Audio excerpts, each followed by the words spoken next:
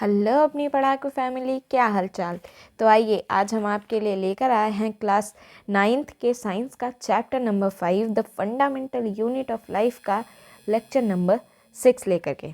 तो आइए स्टार्ट करते हैं। देखिए, हम इस चैप्टर में अभी पढ़ रहे हैं डिफरेंट सेल ऑर्गेनल्स के बारे में।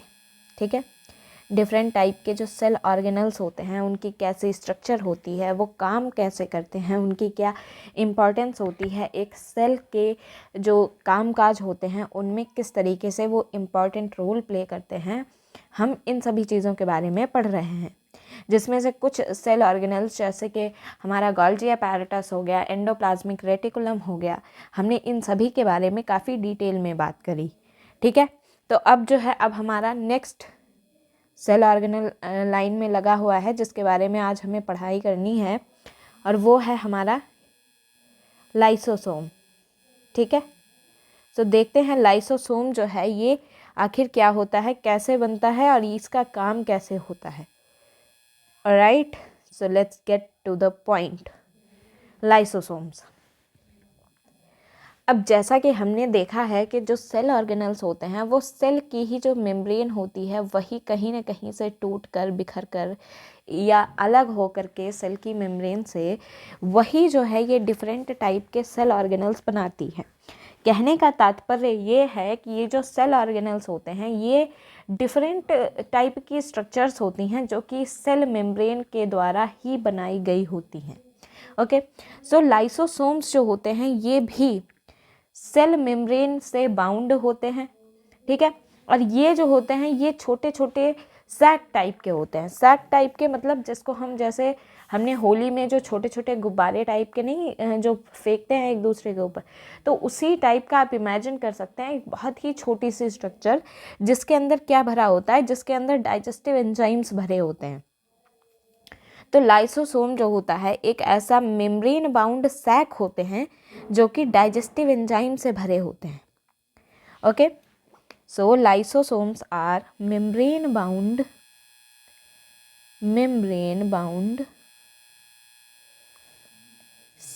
sacs filled with the digestive enzymes।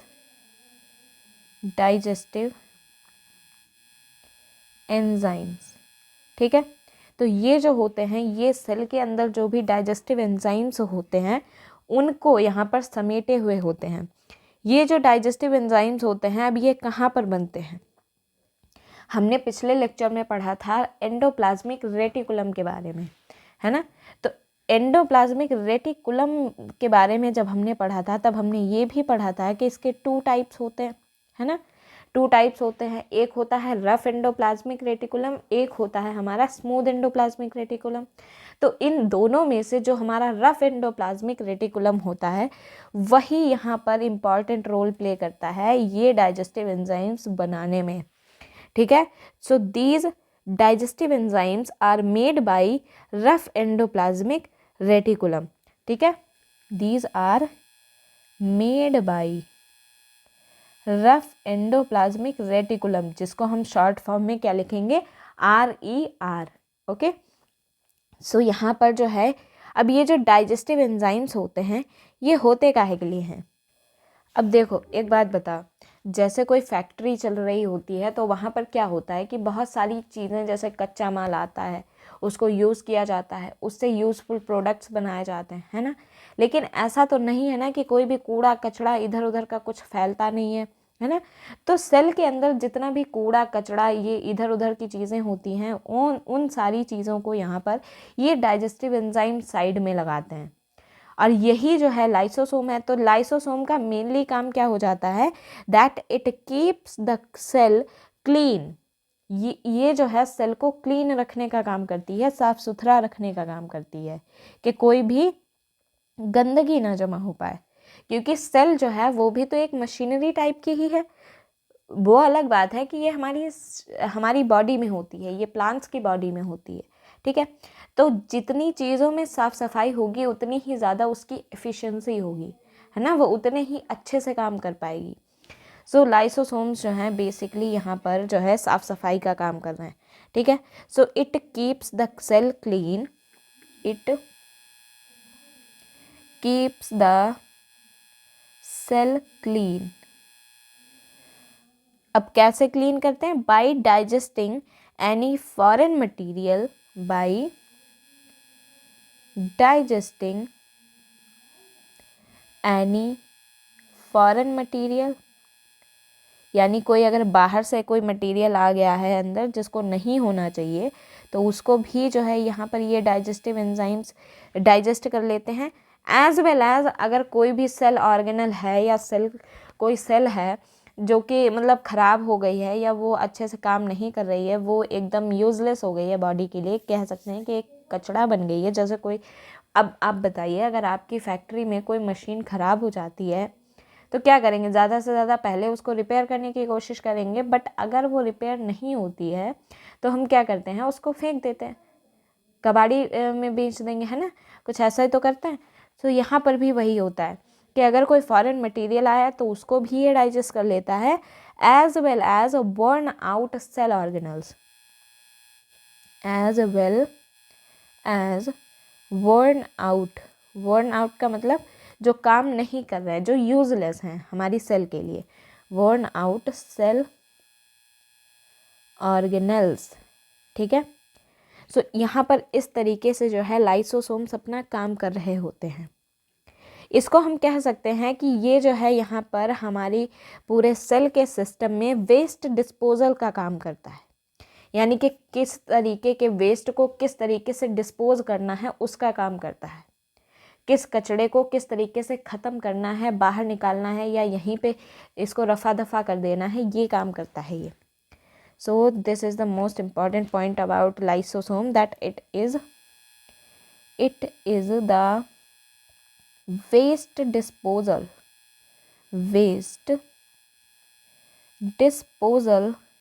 system of the cell. Once again, disposal system of the cell, ठीक है। सो ये जो होता है एक तरीके से वेस्ट डिस्पोजल सिस्टम होता है एक सेल का। सेल की जो है साफ सफाई की जिम्मेदारी सारी इसी की होती है, ठीक है। अब यहाँ पर जो ये डाइजेस्टिव एंजाइम्स होते हैं, जैसा हम जब देखिए डाइजेशन में जब पढ़ते हैं तो क्या पढ़ते हैं कि जो एंजाइम्स होते हैं वो क्या करते हैं, वो सिर्फ कॉम्प्लेक्स चीज़ों को सिंपल चीज़ों में चेंज करते हैं। डाइजेशन का मतलब ही यही होता है, डाइजेशन को हम और कोई भी तरीके से नहीं बोल सकते हैं। सो डाइजेस्टिव एंजाइम्स बेसिकली क्या करते हैं? दे breaks complex substances into simple substances, ठीक है। सो ये जो होते हैं कॉम्प्लेक्स सब्सटेंसेस को सिंपल सब्सटेंसेस में चेंज करते हैं, क्योंकि ये काफ़ी पावरफुल डाइजेस्टिव एंजाइम्स होते हैं। ओके, अब देखो यहाँ पर इनके बारे में एक बहुत ही इंटरेस्टिंग बात क्या है कि लाइसोसोम्स को हम एक नाम देते हैं जो कि काफ़ी इंटरेस्टिंग है, वो है सुसाइडल बैग्स। इनको हम बोलते हैं suicidal bags of the cell. अब सुसाइड का क्या मतलब होता है कि कोई बंदा खुद को ही ख़त्म कर रहा है, तो इसका मतलब ये है कि लाइसोसोम क्या करते हैं कि अगर उनकी खुद की सेल, मतलब वो जिस सेल के लिए काम कर रहे हैं, अगर वो सेल ही ख़राब हो जाती है, वो काम नहीं कर रही है, तो वो उसी को जो है तोड़ फाड़ के डैमेज कर देते हैं। अब करते ये ऐसे हैं कि ये हमने बताया कि ये फील्ड सैक होते हैं, है ना, ये सैक्स हैं। जब इन्हें पता चला कि जो इनकी सेल है वो अच्छे से काम नहीं कर रही है, तो इन्होंने क्या किया, इनके अंदर के जो भी डाइजेस्टिव एंजाइम्स थे, इन्होंने मतलब अपनी जो मेम्ब्रेन थी उसको फाड़ दिया, ठीक है, मेम्ब्रेन को फाड़ दिया, जिससे क्या हुआ कि इनका जो डाइजेस्टिव एंजाइम था वो पूरे सेल में फैल गया और पूरी सेल को ही डाइजेस्ट करके ख़त्म कर दिया, ठीक है। So also called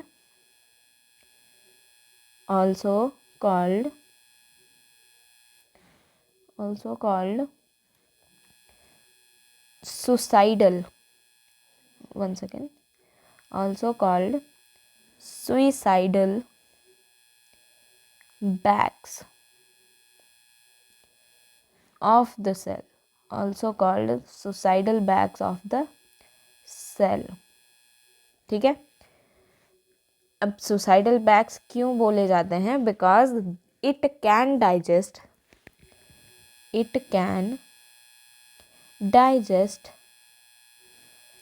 their own cell at the time of cell damage। तो अगर सेल डैमेज होती है यहाँ पर, तो ये खुद की ही सेल को जो है यहाँ पर पचा जाएंगे कि अब तुम्हारी भी ज़रूरत नहीं है, तुम भी जाओ। ठीक है, सो ये जो है कुछ इंटरेस्टिंग चीज़ें हैं और ज़रूरी चीज़ें हैं लाइसोसोम्स के बारे में। आई होप कि आपको अच्छे से समझ आया होगा। अब हम अपने नेक्स्ट टॉपिक की तरफ बढ़ते हैं, जो कि है माइटोकॉन्ड्रिया। ठीक है, अब हम माइटोकॉन्ड्रिया को कवर करेंगे।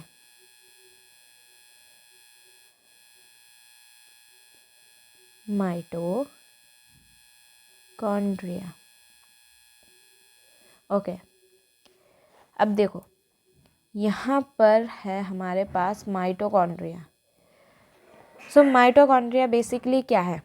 माइटोकॉन्ड्रिया जो है ये basically powerhouse of the cell है। सेल को जितनी भी काम करने के लिए एनर्जी चाहिए होती है वो यहीं से जनरेट होती है। This is the main reason where all the power for the cell is generated. So it is called as the powerhouse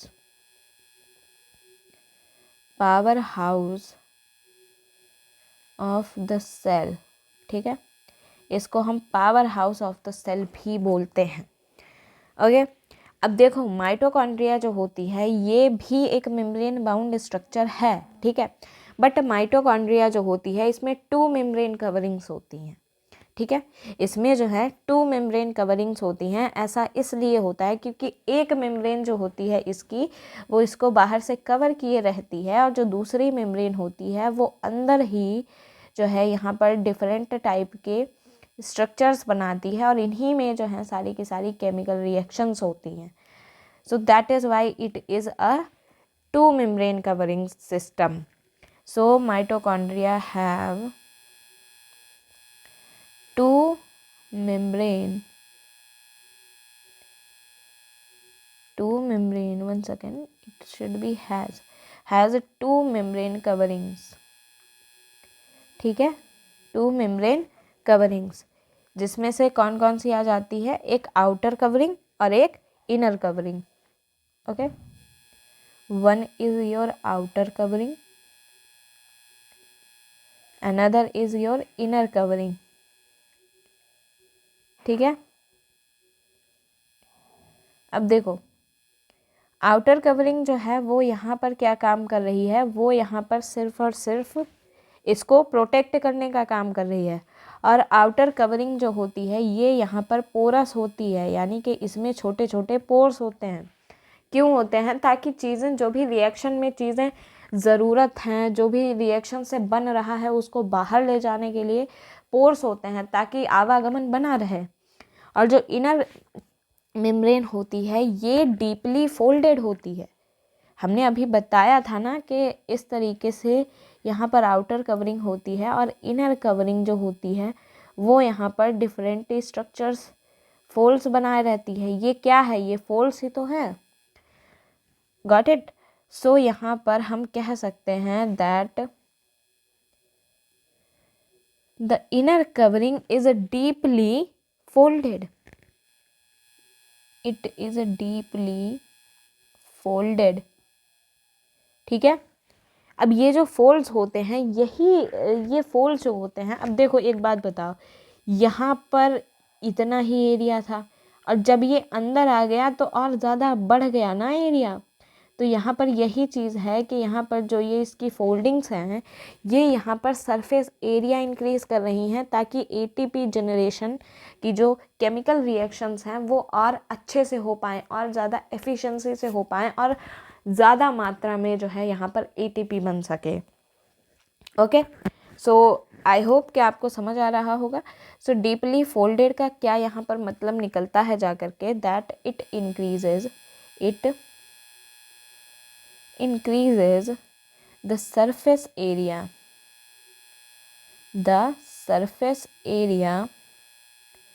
for ATP generating chemical reactions यानी कि ATP के जनरेशन के लिए जो केमिकल रिएक्शंस होती हैं उनका सरफेस एरिया बढ़ाने के लिए। ओके और हाँ, ये पॉइंट भी हम अपना यहाँ पर नोट कर लेते हैं कि इसको powerhouse of the cell हमने क्यों बोला था, because it is the site where the formation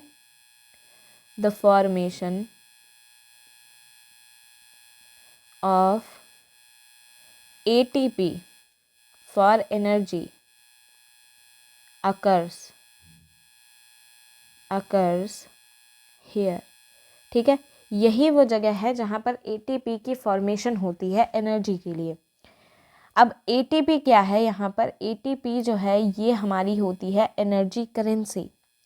जैसे क्या होता है कि यहाँ पर हम जो सिक्के वगैरह यूज़ करते हैं, जो भी हम मनी यूज़ करते हैं, वो हमारी करेंसी है। ठीक है, करेंसी का मतलब होता है कि हम उसके बदले में कोई चीज़ लेते हैं। जैसे हमें खाना लेना है तो हम शॉप पे जा कर के पैसे देते हैं, तब हमें खाना मिलता है ना। सो this is the same thing. यहाँ पर जब प्लांट्स को या हमारी बॉडी में सेल्स को कुछ भी चाहिए होता है तो वो इसी ATP का ही आदान प्रदान करते हैं। ठीक है, that is why it is called the energy currency. Okay, अब देखो यहाँ पर माइटोकॉन्ड्रिया के बारे में एक और जो है यहाँ पर दिलचस्प बात है कि माइटोकॉन्ड्रिया के पास अपना अलग DNA और राइबोसोम होता है। ठीक है, मतलब पूरी सेल का जो DNA होता है वो उसका अलग होता है बाकी सेल ऑर्गेनल्स के लिए। माइटोकॉन्ड्रिया अपना अलग DNA रखता है और अपना अलग राइबोसोम रखता है। वो कहता है मुझे DNA को और राइबोसोम को लेकर सेल से कोई मतलब नहीं, वो मेरा अपना है। ठीक है, सो ये पॉइंट भी हमारा यहाँ पर एक बन के आ जाता है, that it has its own DNA and ribosomes. ठीक है, अलग यहाँ पर इसका अपना राइबोसोम होता है और अलग ही इसका यहाँ पर DNA मौजूद होता है। ओके, और इसी वजह से अब देखो यहाँ पर इसके पास DNA भी है। DNA क्या है, जेनेटिक मटेरियल, जो कि यहाँ पर कंट्रोल कर रहा है चीज़ों को कि कौन सी प्रोटीन बनेगी, किस टाइप की बनेगी, किस तरीके से बनेगी। ठीक है, और राइबोसोम क्या है, राइबोसोम यहाँ पर इसकी प्रोटीन फैक्ट्री है। राइबोसोम को हमने जब पढ़ा था तब हमने क्या बताया था कि राइबोसोम जो होता है वो यहाँ पर प्रोटीन्स का ही निर्माण करता है ना। क्योंकि जब हमने एंडोप्लाज्मिक रेटिकुलम में पढ़ा था तब हमने RER में यही चीज़ पढ़ी थी। सो इस वजह से क्या होता है कि ये अपनी कुछ अलग प्रोटीन्स बनाने के लिए एबल होते हैं। So these are able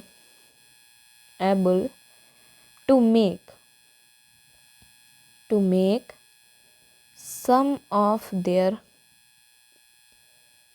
some of their own proteins। ठीक है, वो अपनी अलग प्रोटीन्स जो हैं यहाँ पर बना लेते हैं क्योंकि उनके पास अपना अलग यहाँ पर जो है DNA और राइबोसोम्स मौजूद होते हैं। सो ये कुछ चीज़ें हैं हमारे माइटोकॉन्ड्रिया के बारे में। ओके, अब यहाँ पर हम माइटोकॉन्ड्रिया के बारे में ये जो भी इम्पॉर्टेंट चीज़ें हैं आई होप आपको समझ आई होंगी और आप इनको याद करने की पूरी कोशिश करें। एंड अब जो है अब हम अपने नेक्स्ट ऑर्गेनल की तरफ बढ़ते हैं जो कि है हमारा प्लास्टिड। ओके,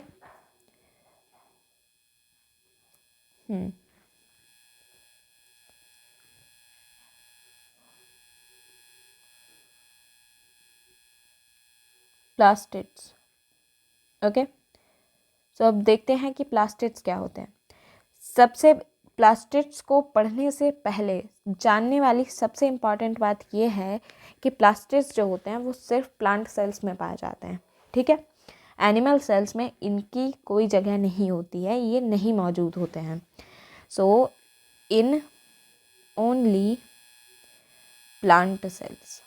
ये सिर्फ और सिर्फ प्लांट सेल्स में ही मौजूद होते हैं। ठीक है, अब मज़े की बात ये है कि माइटोकॉन्ड्रिया की तरह इनके पास भी अपना ही डीएनए और राइबोसोम होता है। जैसे हमने अभी माइटोकॉन्ड्रिया में पढ़ा था कि माइटोकॉन्ड्रिया के पास अपना डीएनए और राइबोसोम होता है, इनके पास भी अपना ही डीएनए और राइबोसोम होता है। सो लाइक माइटोकॉन्ड्रिया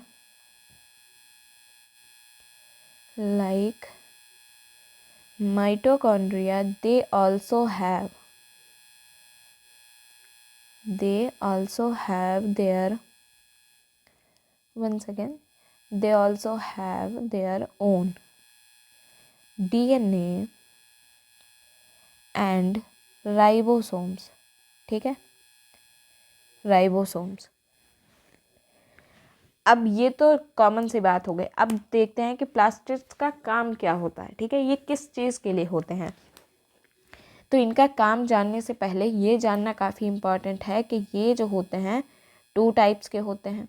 ठीक है, ये 2 टाइप्स के होते हैं, जिसमें से एक होते हैं क्रोमोप्लास्ट। ठीक है, और एक होते हैं ल्यूकोप्लास्ट। सो ये 2 टाइप के यहाँ पर प्लास्टिड्स जो होते हैं वो प्लांट सेल में पाए जाते हैं। अब इनमें क्या डिफरेंस है ये भी हम अच्छे से जानेंगे। ओके, सो बात ऐसी है कि यहाँ पर जो क्रोमोप्लास्ट है और एक है ल्यूकोप्लास्ट। क्रोमोप्लास्ट जो होते हैं वो कलर्ड होते हैं, उनमें पिगमेंट्स पाए जाते हैं, और जबकि यहाँ पर जो ल्यूकोप्लास्ट होते हैं वो या तो आपके कलर में वाइट होंगे या फिर कलरलेस होंगे, उनमें कोई भी कलर नहीं पाया जाएगा। ठीक है, वाइट होंगे या फिर कलरलेस होंगे। ठीक है, अब क्रोमोप्लास्ट जो होते हैं ये हमारे कलर्ड होते हैं। ठीक है, कलर्ड होते हैं, जिस वजह से आपने एक नाम सुना होगा क्लोरोप्लास्ट, है ना, क्रोमोप्लास्ट, क्लोरोप्लास्ट। तो क्लोरोप्लास्ट जो होते हैं वो यहाँ पर अगर पिगमेंट क्लोरोफिल है तो हम उसको क्लोरोप्लास्ट बोलते हैं। ठीक है, मतलब जैसा हमारे पास पिगमेंट होगा उसी टाइप से जो है हम उसका नाम रख देते हैं। सो यहाँ पर हम कह सकते हैं that containing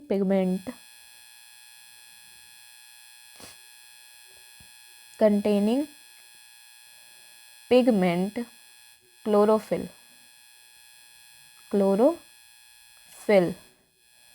called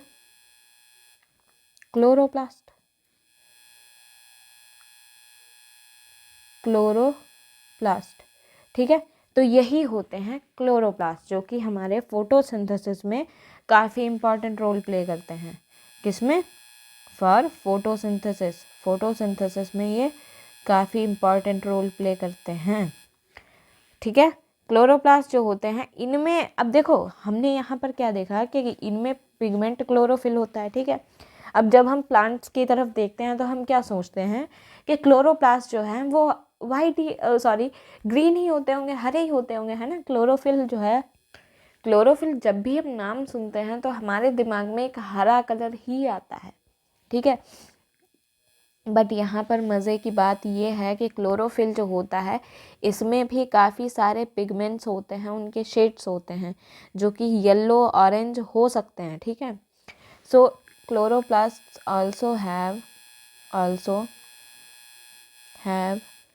also have various yellow or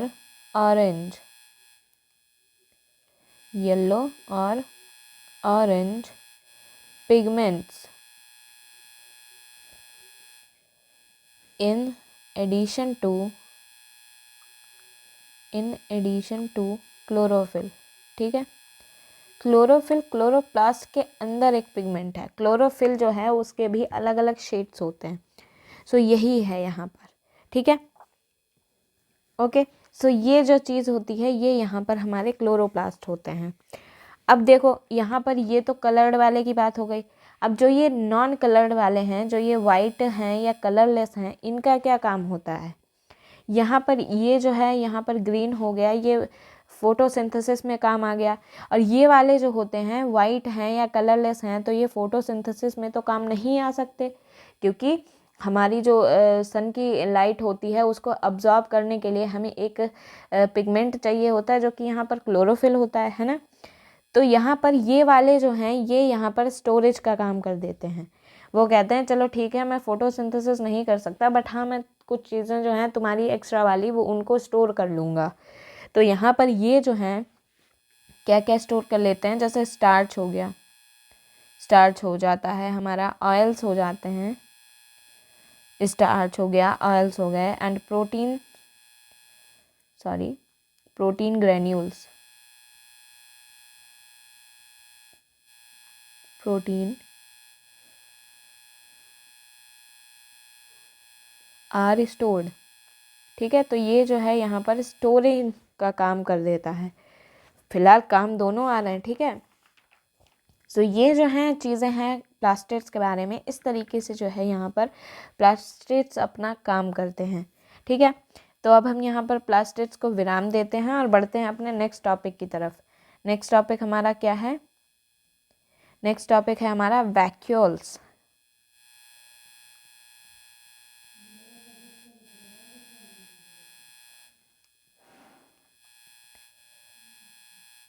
one second, vacuoles, ठीक है, अब थोड़ा कूल लग रहा है, ठीक है।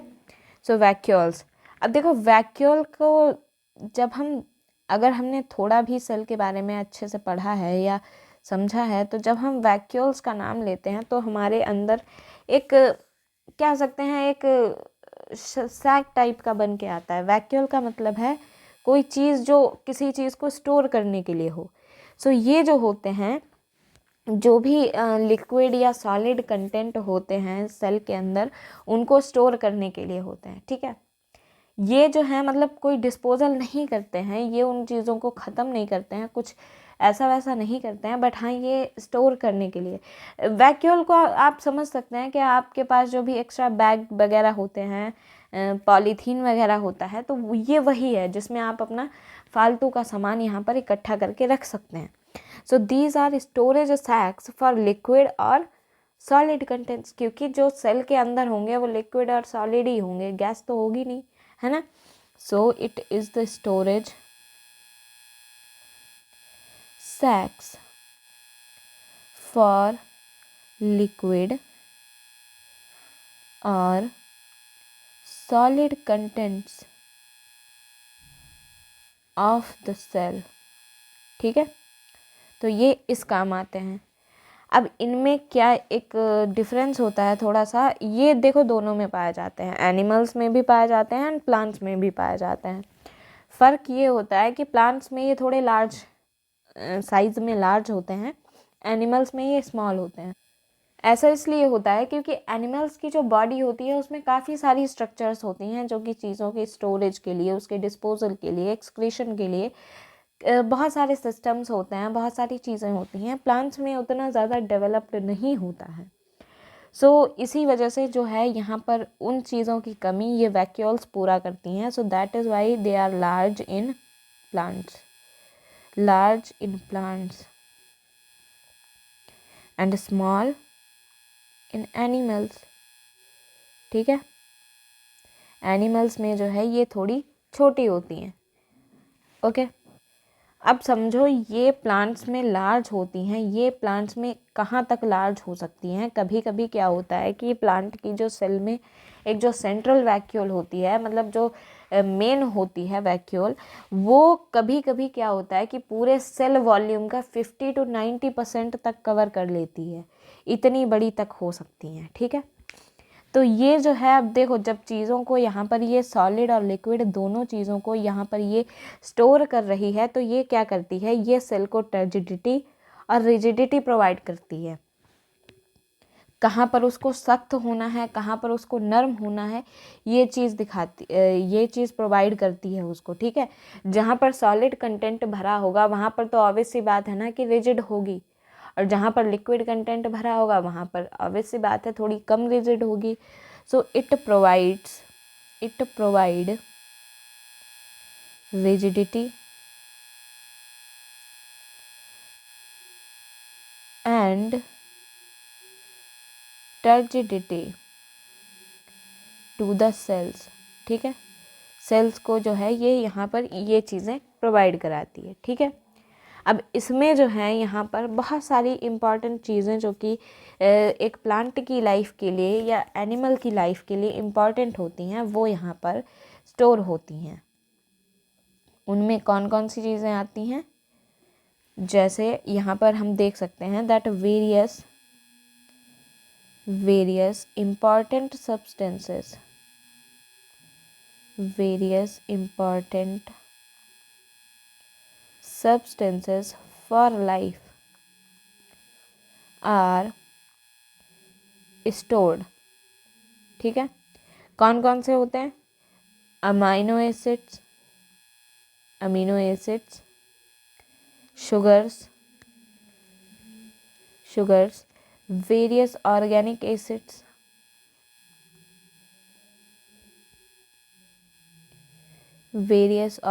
Acids, and some proteins. ठीक है, तो ये कुछ चीज़ें होती हैं जो कि यहाँ पर क्या होता है, स्टोर रहती हैं हमारे वैक्यूल्स के अंदर। तो इनमें से अगर हम देखें तो ये सारी की सारी ही चीज़ें एक लाइफ को इवॉल्व होने के लिए इम्पॉर्टेंट होती हैं। ठीक है, सो इस तरीके से जो है यहाँ पर वैक्यूल्स काम करती हैं। अब अगर हम यूनिसेलुलर्स की बात कर लें तो अमीबा जो होता है उसमें जो अमीबा खाना वगैरह खाता है, जो भी फूड वगैरह वो यहाँ पर गेदर करता है, वो सब कुछ उसकी फूड वैक्यूल में जाता है। ठीक है, और वहीं जो बाकी सारे यूनिसेलुलर होते हैं उनमें जो भी एक्सेस वाटर होता है, जो भी एक्सेस खाना होता है, जो भी वेस्ट होता है, वो सारा का सारा वैक्यूल्स में आके भर जाता है और एक टाइम पर जो वैक्यूल्स होती हैं उसको बाहर की तरफ डिस्चार्ज कर देती हैं। सो यहाँ पर जो वैक्यूल्स होती हैं वो हर ऑर्गेनिज्म की ज़रूरत के हिसाब से खुद का काम करती हैं। ठीक है, तो यहाँ पर जो है अब हमारे सारे के सारे सेल ऑर्गेनल्स यहाँ पर कंप्लीट होते हैं, जितने भी आपके सिलेबस में दिए हुए हैं। अब जो है हमारे चैप्टर का नाम था the fundamental unit of life, right. तो फंडामेंटल यूनिट ऑफ लाइफ में हमने जो है सेल थियरी पढ़ी थी, तो उसमें हमने क्या पढ़ा था कि सेल जो है वो किसी पहली सेल से आई होती है। तो उसी से जुड़ा हमारा लास्ट टॉपिक है इस चैप्टर का, that is the cell division. ठीक है, कि सेल जो है डिवाइड कैसे करती है, क्या प्रोसेस होती है। अब देखिए, सेल डिवीज़न जो है वो एक काफ़ी कॉम्प्लेक्स प्रोसेस है। ठीक है, जिसको कॉम्प्लेक्स कह भी सकते हैं और नहीं भी कह सकते हैं, बट हाँ समझने के लिए ये थोड़ा लॉन्ग टॉपिक है, इसको समझने में काफ़ी टाइम लगता है। ठीक है, तो यहाँ पर जो है जितनी चीज़ें आपके सिलेबस में दी हुई हैं हम उस हिसाब से समझेंगे। सबसे पहली बात तो सेल डिवीज़न क्या होता है कि न्यू सेल्स जो होती हैं उनकी फॉर्मेशन होती है इस प्रोसेस के द्वारा। ठीक है, so what is the cell division, the formation of new cells. ठीक है, नई सेल्स के बनने को ही जो है हम यहाँ पर क्या बोलते हैं, cell division.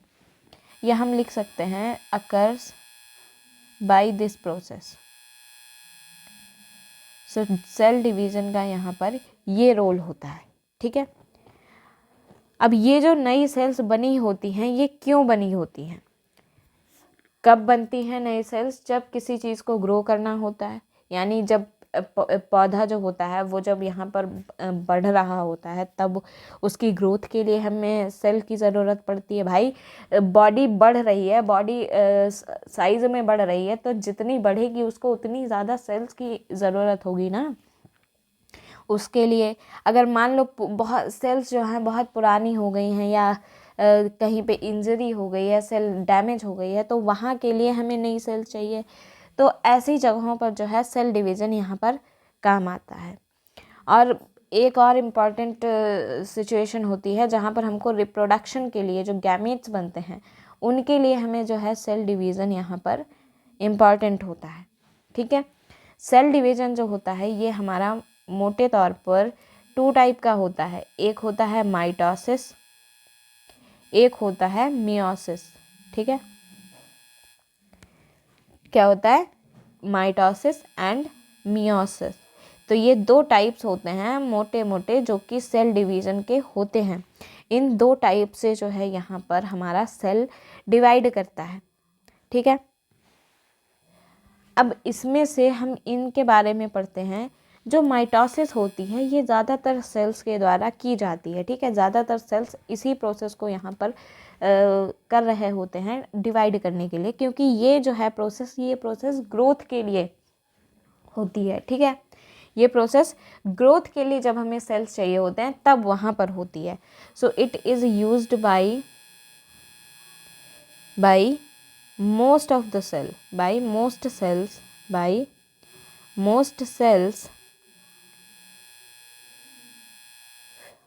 used by most cells for growth। ठीक है, for growth। सो ग्रोथ के लिए यहाँ पर माइटोसिस की प्रोसेस यहाँ पर यूज़ की जाती है। इसमें क्या होता है कि इस प्रोसेस के थ्रू जो है यहाँ पर वंस अगेन यहाँ पर आइडेंटिकल डॉटर सेल्स बनते हैं। ठीक है, मान लो कि हाँ, यहाँ पर हम नीचे पहले डायग्राम इसका बनाते हैं फिर लिखेंगे। ठीक है, तो इसमें क्या होता है, ये जैसे मान लो एक सेल होती है तो ये टूट करके यहाँ पर 2 सेल्स बनाती है जो कि एक दूसरे के एकदम सिमिलर होते हैं। These are identical daughter cells. ठीक है, आइडेंटिकल डॉटर सेल्स हैं, यानी कि ये एक दूसरे से देखने में बिल्कुल सेम हैं, इनके अंदर जो है चीज़ें बिल्कुल सेम हैं। सो ये these are identical daughter cells. ठीक है, अब ये जो डॉटर सेल्स होती हैं हमने बोला कि ये आइडेंटिकल होती हैं, तो इसका मतलब है कि इनके अंदर जो क्रोमोसोम्स होते हैं उनका नंबर भी सेम होता है मदर सेल के साथ। ठीक है, यानी कि these have same chromosome number same chromosome number as the mother cell. ठीक है, मदर सेल में जितना क्रोमोसोम्स होंगे, जितने नंबर ऑफ क्रोमोसोम्स होंगे, उतने ही माइटोसिस के थ्रू जो डॉटर सेल्स बनती हैं उनमें भी होते हैं। ऐसा इसलिए होता है क्योंकि जब सेम नंबर होगा तो यहाँ पर ग्रोथ के लिए और टिश्यू की रिपेयरिंग के लिए काफ़ी इजी रहेगा। ठीक है, so helps in growth and repairing of tissue क्योंकि वो आइडेंटिकल होती हैं। ठीक है, टिश्यू, अब देखो एक चीज़ ये है कि एक जगह पर अगर इतनी सारी सेल्स हैं, ठीक है, काफ़ी सारी सेल्स यहाँ पर मौजूद हैं और इनमें से मान लो ये वाली ख़राब हो गई, तो अब यहाँ पर आप कोशिश करेंगे कि यहाँ पर सेम ही सेल आए, जो ये है, जो इसका कॉम्पोजिशन है वही सेल आनी चाहिए ना, तभी तो उसी हिसाब से काम होगा। अगर सेल चेंज हो जाएगी तो काम में थोड़ी सी गड़बड़ी नहीं हो जाएगी। सो दैट इज़ वाई यहाँ पर जो है डॉटर सेल्स बिल्कुल ही आइडेंटिकल रहते हैं, ताकि जो चीज़ जैसे चल रही थी वैसे ही चलती रहे। अब यहाँ पर देखते हैं मियोसिस में क्या होता है कि पहली बात तो इसमें देखो 2 लगातार डिवीजन्स होते हैं। ये ऐसा नहीं है कि एक डिवीज़न हो गया तो इसको हम माइटोसिस बोल दें, नहीं, बिल्कुल नहीं, इसमें 2 कॉन्जिक्यूटिव डिवीजन्स होते हैं। So it involves 2 consecutive divisions. इसमें 2 डिवीजन्स होते हैं। ठीक है, जिससे क्या होता है कि इन 2 डिवीजन्स के बाद में हमें 4 न्यू सेल्स मिलते हैं। यहाँ पर हमें कितने मिल रहे थे, 2, जबकि इसमें हमें मिलते हैं 4। It produces 4 new cells. ठीक है, क्योंकि यहाँ पर इसीलिए 2 डिवीजन्स हो रहे होते हैं। जैसे ये मदर सेल होती है तो ये डिवाइड करके 2 सेल्स बनाती है, जो कि फर्दर डिवाइड करते हैं और वो बनाते हैं यहाँ पर 4 सेल्स। तो ये यहाँ पर बनती हैं जा कर के 4 सेल्स। ओके, सो इस तरीके से जो है यहाँ पर मियोसिस काम करता है। अब यहाँ पर एक मज़े की बात ये है कि जो यहाँ पर डॉटर सेल्स होती हैं उनके पास क्रोमोसोम नंबर हाफ होता है, ठीक है। क्रोमोसोम नंबर हाफ होगा जितना इसका होगा, मदर सेल का होगा, ठीक है। क्यों होता है वो हम बाद में अभी जानेंगे, पहले हम ये पॉइंट अपना लिख लेते हैं। Okay, so daughter cells have half the number of chromosomes than mother cell, ठीक है। मदर सेल से जो है यहाँ पर इनमें क्रोमोसोम का नंबर हाफ होता है। क्यों? क्योंकि ये जो यहाँ पर हमारा डिवीज़न होता है ये ज़्यादातर हमको जो है गैमेट्स की फॉर्मेशन में यूज़ होता है। और गैमेट्स की फॉर्मेशन के लिए हमें पता है ना कि जब गैमेट के थ्रू जब फर्टिलाइजेशन होता है तो वहाँ पर क्या होता है कि क्रोमोसोम्स की नंबर जो होती है वो डबल हो जाती है ना। तो अगर यहाँ पर हम इसको हाफ नहीं करेंगे तो वहाँ पर गड़बड़ होगी। दैट इज़ वाई जो है यहाँ पर नंबर जो है हाफ हो जाता है, because it is used for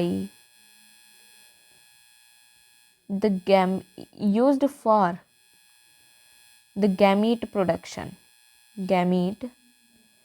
production, ठीक है भाई। देखो हमको क्या करना है, हमको एक नंबर लाना है, ठीक है।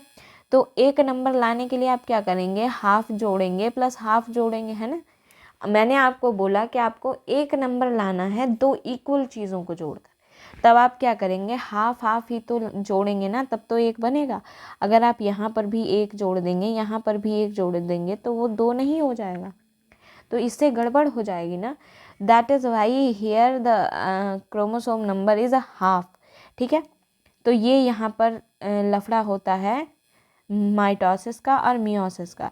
इसमें जो है एक ही जो है डिवीज़न होता है, इसमें दो डिवीज़न्स होते हैं। ये दो डॉटर सेल्स बनाता है, ये यहाँ पर चार बनाता है। ये जो है हमारा ग्रोथ के लिए, रिपेयरिंग के लिए चाहिए। जहाँ पर सारे काम कर रहे हैं वहाँ पर के लिए हमें इसमें से चाहिए। तो हम क्या करते हैं, यहाँ पर सेम क्रोमोसोम नंबर दे देते हैं, जबकि ये हमें चाहिए है रिप्रोडक्शन के लिए।